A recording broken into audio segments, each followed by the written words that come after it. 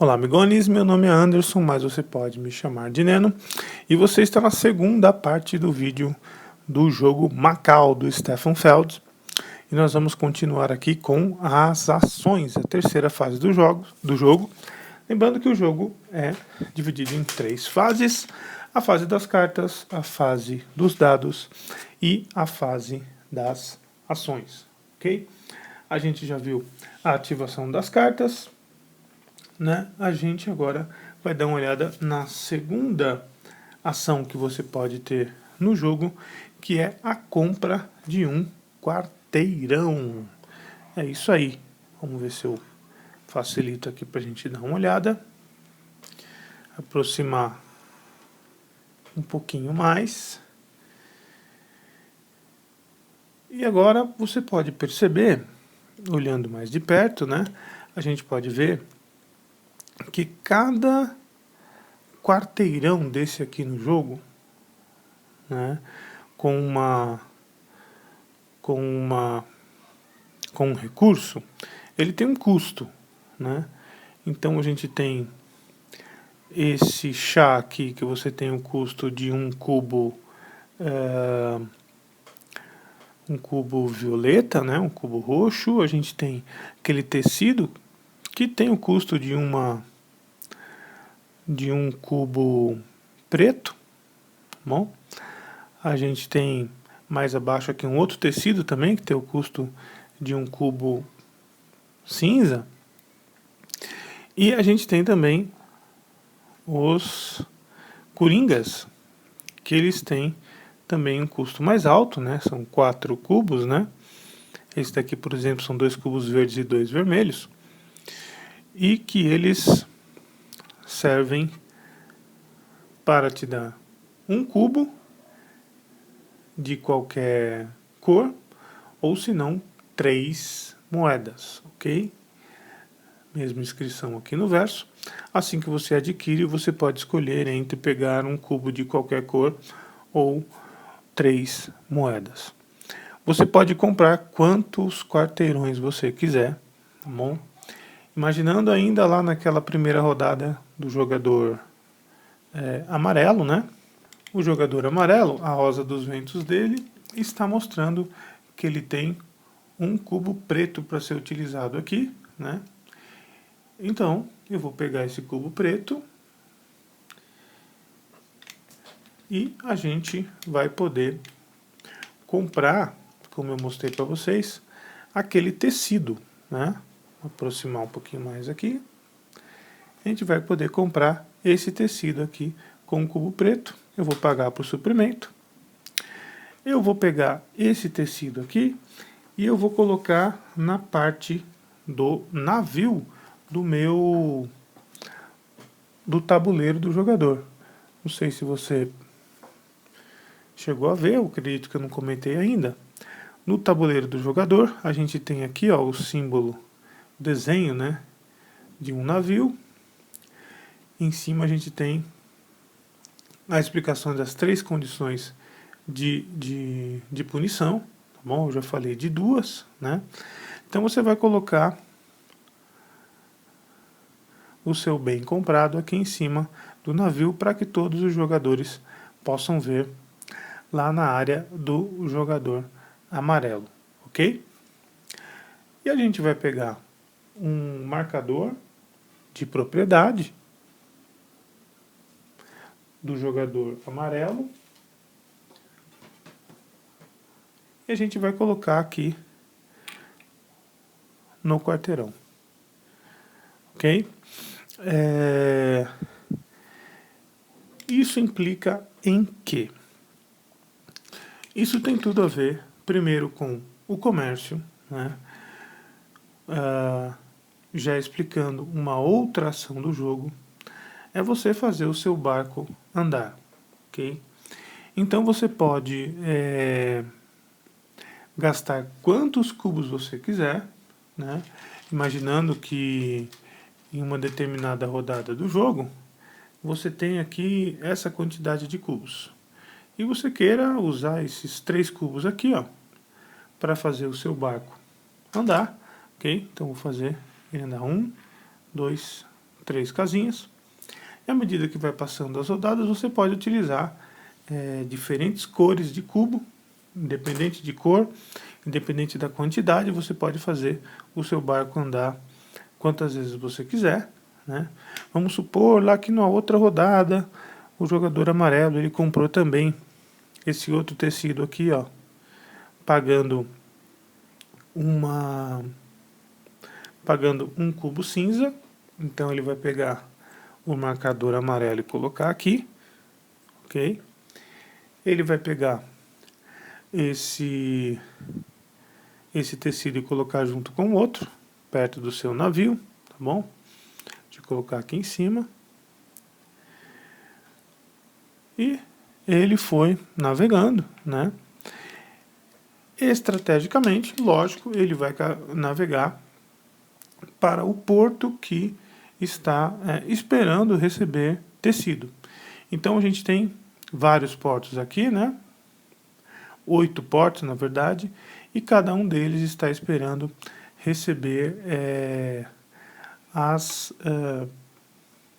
os bens, né, que você compra lá na cidade. Então, esse porto aqui de Gênova, ele está recebendo tecido, Marseille está recebendo jade, Barcelona está recebendo especiarias, Antuérpia está recebendo arroz, Lisboa laca, Amsterdã papel, Londres chá e Hamburgo porcelana, aqui em cima, né?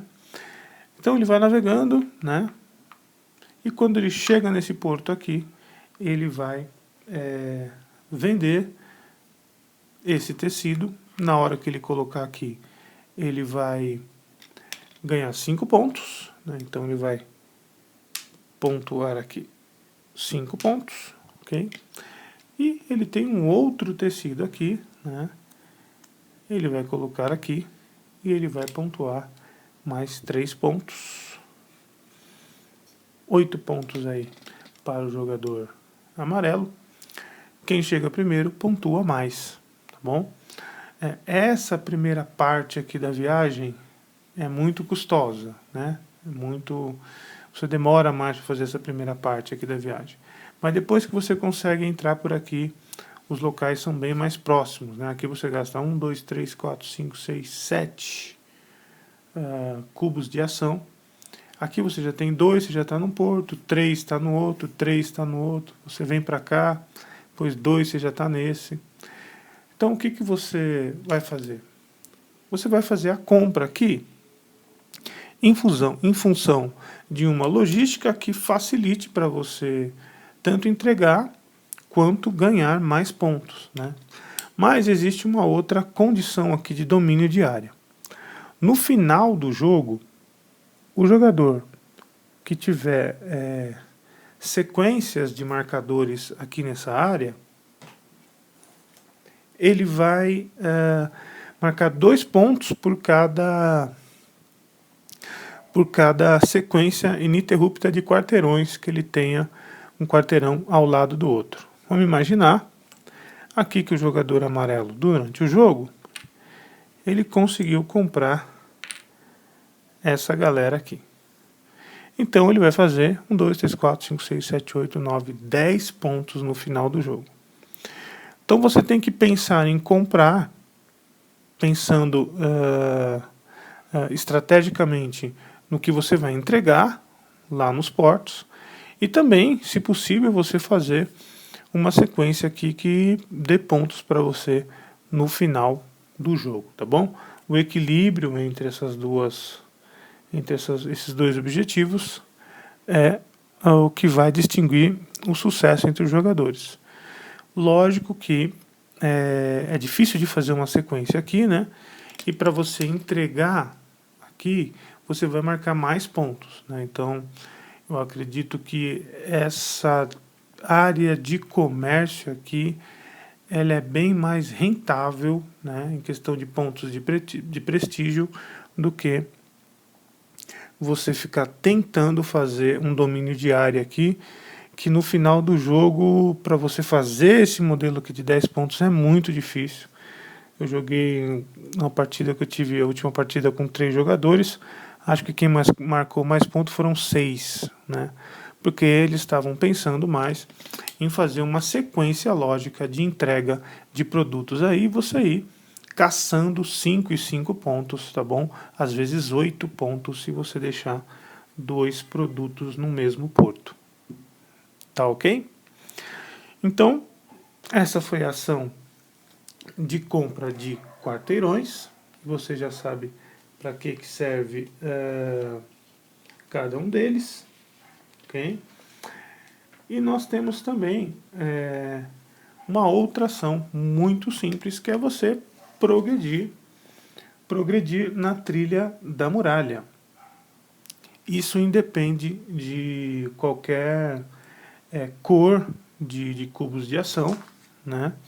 Mas você vai ter que descartar um cubo de qualquer cor para você subir um ponto aqui na trilha, um espaço, né, na trilha da muralha. Isso só vai definir quem vai ser o primeiro jogador. O primeiro jogador, ele escolhe as melhores cartas, as cartas que você precisa de menos recursos para você poder ativá-las, né? Isso faz diferença porque você acaba não abarrotando o seu tabuleiro de cartas e consegue, além de usufruir dos benefícios dessas cartas, né, das ações dessa carta, você não toma penalização de -3 por haver uma sexta carta querendo entrar no seu tabuleiro e ele estiver cheio. Okay?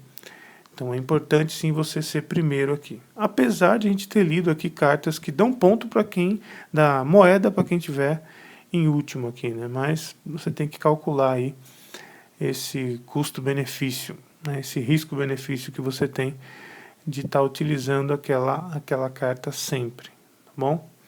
Se você quiser subir um segundo nível aí, né? Aí você vai ter que pagar 2 cubinhos, tá bom? Para cada outro nível que você for subir, o primeiro é 1 cubo, os outros são 2 cubos, tá bom? Para também não vilhar casa da mãe Joana, tá bom? Se o jogador marrom fizer isso daqui, quem está por cima, como eu já disse, é o primeiro, o amarelo o segundo e o laranja o terceiro. Tá ok? Essa foi mais uma ação. Uma outra ação que a gente tem no jogo, muito simples e muito interessante, é você comprar, adquirir pontos de prestígio. Sim. Vamos lá para a parte esquerda aqui, né? A gente tem os pontos, a trilha a trilha de tributo, né? Onde a gente calculou lá no começo do primeiro vídeo, mostrando que você tem que pagar 2 moedas para conseguir 4 pontos, ok?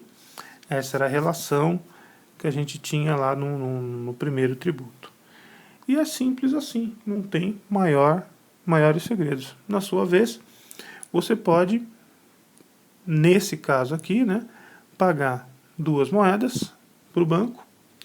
Pagou 2 moedas, você vai subir 4 pontos. 1, 2, 3, 4.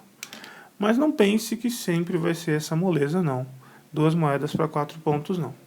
Tem vezes em que você vai ter que pagar muito para ter muito também. Então, se você tiver bastante moeda, vai ser nessa hora que vai ser decisiva. Por exemplo, tem momentos que você tem que pagar 6 moedas para conseguir 7 pontos.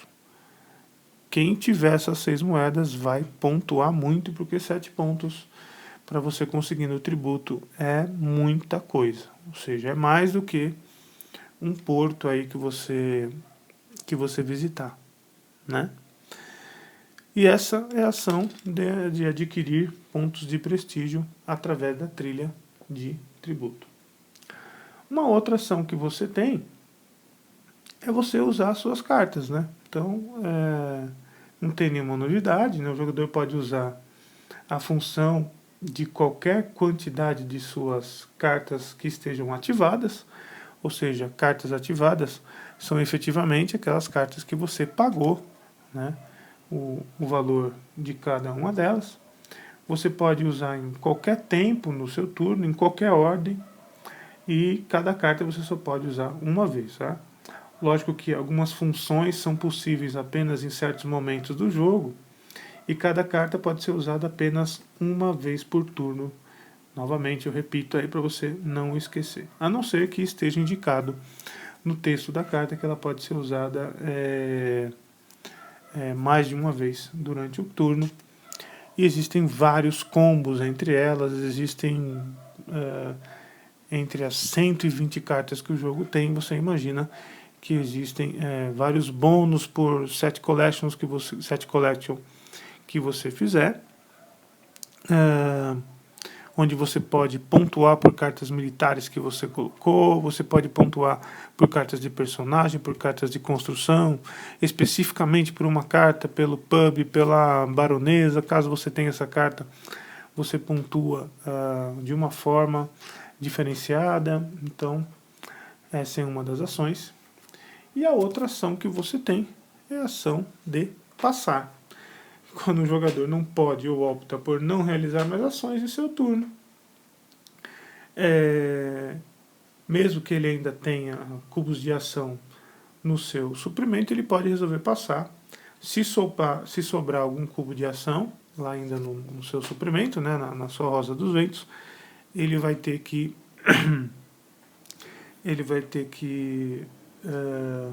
descartar esses cubos pro suprimento geral do jogo. E por incrível que pareça, esse é o Macau, né? Não tem nada de complexo no jogo, o jogo é bem simples, né? E no final do jogo, o que a gente vai contar, né? No tabuleiro do jogador, a gente vai dar uma olhada nos seus pontos de punição, que logo serão debitados dos pontos que ele fez durante o jogo, né? A gente vai dar uma olhada naquelas cartas que têm inscrição para o final do jogo, né? E que geralmente dão pontuação para o final do jogo. Então, a carta que você tiver escrito final do jogo, ou algumas cartas vem escrito em qual fase que ela pode ser usada, né? Não é... Tem algumas exceções, porque são muitos tipos de cartas e são muitos benefícios aí diferentes, né? Então você tem aquelas cartas lá que você pode pontuar aqui no final do jogo. Então no final do jogo você pontua 2 pontos de prestígio por cada carta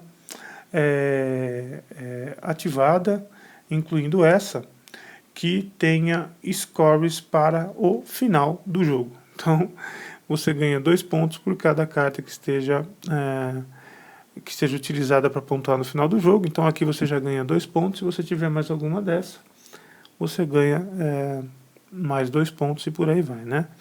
Você tem algumas cartas que tem inscrição aqui de quando você vai poder usar, né? Aqui é uma carta que vai ser usada na segunda fase, que é a fase dos dados, né? Você pega um cubo de ação a mais por dado que você seleciona. Bem interessante essa carta aqui, né? Ela é bem carinha, né? Mas ela é bem interessante essa carta. Bom,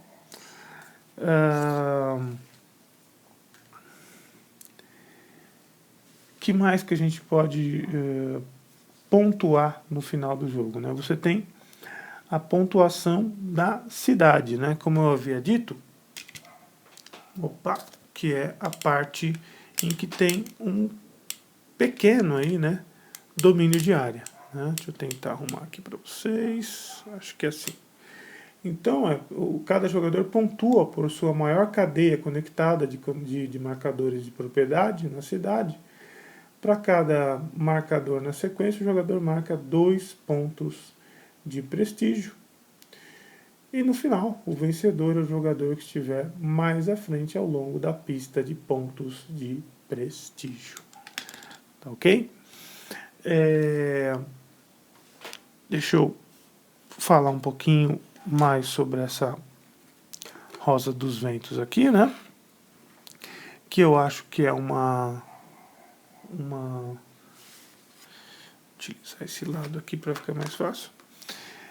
Que eu acho que é uma invenção muito bacana aqui, né? Você vai usar um gerenciamento de dados, onde você tem que pensar a curto prazo quais são as suas ações, mas as ações de curto prazo te dão poucos cubos. E as ações de longo prazo te dão muitos cubos. Então você não pode deixar essa número 1 faltando, né? Mas você tem que viabilizar as outras questões. Então existe um ponto no jogo muito importante, que é a escolha dos dados que você vai querer, né? Porque você tem que pensar a longo prazo também, para você haver situações em que você possa utilizar 6 cubos, 5 cubos, né? Porque se você ficar pensando só a curto prazo, a quantidade de ações que você tem são pequenas. Então, um cubo, dá para fazer o que com um cubo? Não dá para você mexer nada o seu navio, né? Um cubo dá para comprar poucos quarteirões, né? Um cubo dá para você ativar pouquíssimas cartas. Isso também acontece com 2 cubos. Com 3 cubos você já começa a ter um leque maior. Com 4 a 6 cubos você começa a viabilizar maiores ações. Então, na primeira rodada você já tem 1 e 2 cubos aqui, né?